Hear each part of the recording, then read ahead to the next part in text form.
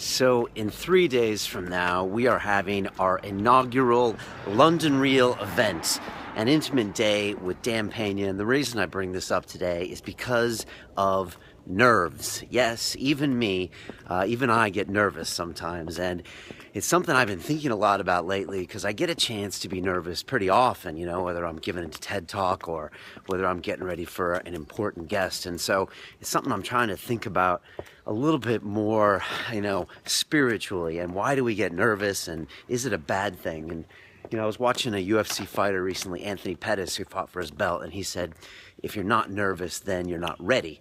And I like that phrase. Another one I like is the one that's saying, if you're not nervous, then it's not important. That's what I tell my 11-year-old all the time when she gets nervous. And there's something to that as well. I mean, you only get nervous when something's on the line. And if nothing's on the line, then your life it's really fucking boring. And so when I'm in the middle of something like this event coming up and I'm trying to plan it and I got to make sure it goes off well and it's our first live event, and if we screw it up, then we'll never do another one, and all this stuff, and it's going to look bad and it's not going to go well. I also try to remind myself that I'm not always going to have these wonderful opportunities that are going to make me nervous. I might be in a rest home one day and there'll be nothing going on but the goddamn rent. It'll be like, well, do you want to play ping pong today or do you want to play badminton? That doesn't sound like a decision you get nervous about. So I'm trying to enjoy the nerves. And another UFC fighter named John Jones says, it's okay to have butterflies in your stomach, just get them flying in the same direction. And so that's what I'm trying to do, enjoy the nerves and value the nerves, in that you're only going to have it so many times, and it only happens when something's important. And once you do something 5 or 10 times, it's no longer important. So what you might find nervous, other people don't find nervous. Like a CEO walking into a boardroom, he might have done it 20 times. So for him, it's like, but for you, the first time, it might be super cool. And so everyone's got their level of nervousness.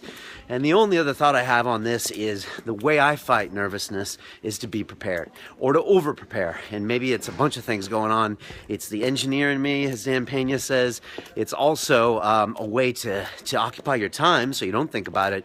And then on top of that, when you're ready, then you have less chance that things are going to go wrong and less chance to be nervous. So those are my thoughts on nervous. I always just think I'm really blessed and fortunate to have things that get me so anxious, in a way. So I must say thank you to you guys for pushing me to do something big this year and to try something new, and to Mr. Pena for pushing me to be a better person and try things out more. And I'm just going to enjoy this.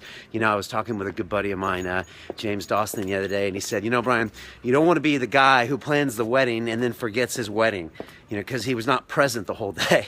So it's like, I want to be there, I want to be present, I want to be enjoying myself, and not get swept up, with all the tension of the moment. So there you go. If you've got something you're nervous about, then first of all, that's a good sign, because that means you give a shit. That means there's something happening in your life that really matters. A lot of people don't have that. They just live these lives that are just day to day, that are being lived for them. So cherish the nervousness. Be thankful for it, because you might not have it one day. And there you go. Leave me a comment below. Tell me what's making you nervous these days, or tell me about a nervous moment that turned out to be good. Please click on the link below and subscribe. It's for the YouTube gods. And that's it. Wish me luck on this event.